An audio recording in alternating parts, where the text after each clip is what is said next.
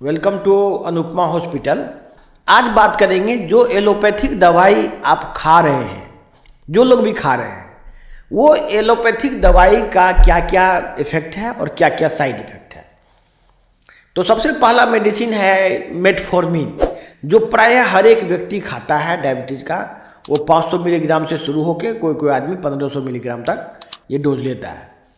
और ये मेटफॉर्मिन के बारे में ये काम कैसे करता है। मेटफॉर्मिन जो है ये लीवर में जाके ग्लूकोज के सिंथेसिस को रोक देता है। ग्लूकोज सिंथेसिस को रोकने के लिए ये माइटोकॉन्ड्रिया के एक्टिविटी को रोकता है। बेसिकली ये माइटोकॉन्ड्रियल पॉइजन है और ये रेस्पिरेटरी पॉइजन जो बहुत सारे मेडिसिन में पाया जाता है, बहुत सारे ड्रग्स में पाया जाता है, बहुत सारे पेस्टिसाइड में माइटोकॉन्ड्रियल पॉइजन पाया जाता है। इसको रेस्पिरेटरी इनहिबिटर बोलते हैं। और ये रेस्पिरेशन को बंद करके ग्लूकोज के सिंथेसिस और प्रोडक्शन को बंद कर देता है, मतलब ग्लाइकोजन से ग्लूकोज बनने नहीं देता ये। बट लॉन्ग टर्म में ये लीवर को डैमेज करता है, लीवर को डैमेज करता है और ये बहुत सारे बॉडी में चेंजेस लाता है। हालांकि मेटफॉर्मिन को कैंसर में भी यूज होता है as a anti cancer drug, और बहुत सारे बीमारी में बेनिफिशियल इफेक्ट के रूप में इसे यूज किया जाता है, क्योंकि ये मेटाबॉलिज्म को डिसरप्ट करके बहुत सारे लोगों को ओबेसिटी, मोटापा या किसी किसी को थायराइड, किसी किसी को पॉलीसिस्टिक ओवरी डिजीज़ में भी ये हेल्पफुल माना जाता है। लेकिन इस तरह का बेनिफिट किसी के, ये बेसिकली ड्रग्स के साइड इफेक्ट का फायदा लिया जाता है। ये हो गया। इसके बाद दूसरा दवाई है ग्लिमेपिराइड। ग्लिमेपिराइड जो है एक तरह से ये सेलुलर पॉइजन है जो कि प्रोटीन सिंथेसिस को इनहिबिट करता है प्लांट्स में।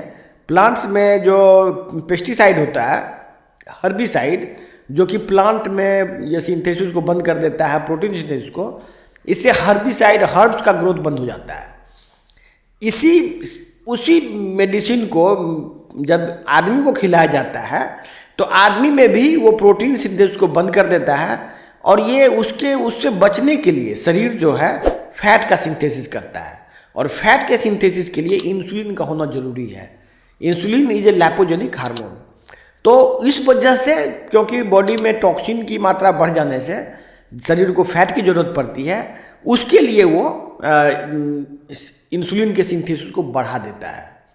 इस तरह से ये जो ग्लिमेपिराइड और अदर सल्फोनाइल यूरिया है, ये सभी बॉडी में इंसुलिन की मात्रा को बढ़ाता है बिना ग्लूकोज के रिक्वायरमेंट के।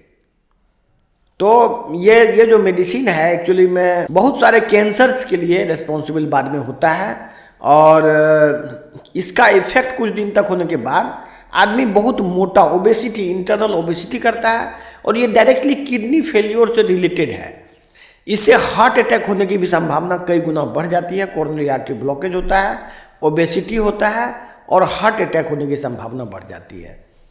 इसके बाद जो दवाई दी जाती है उसका नाम है सीताग्लिप्टिन। सीताग्लिप्टिन भी एक तरह से पॉइजन है, और ये इसका सिंथेसिस जो है एनिमल प्रोटीन से किया जाता है, कुछ रिएक्शन करा के, जिसके बारे में डिटेल्स में कहीं भी नहीं लिखा है कि इसका सिंथेसिस होता कैसे है।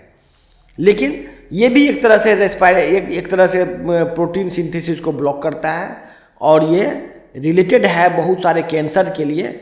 और ये भी क्योंकि टॉक्सिन के रूप में काम करेगा, कोई भी टॉक्सिन बॉडी में इंसुलिन की मात्रा को बढ़ाता है। अभी हाल फिलहाल में रिसर्च में पता चला है यदि किसी का क्रिएटिनिन बढ़ जाता है तो उसको डायबिटीज़ की सारी दवाई इमीडिएटली बंद करना जरूरी है, लेकिन ऐसा हो नहीं रहा है।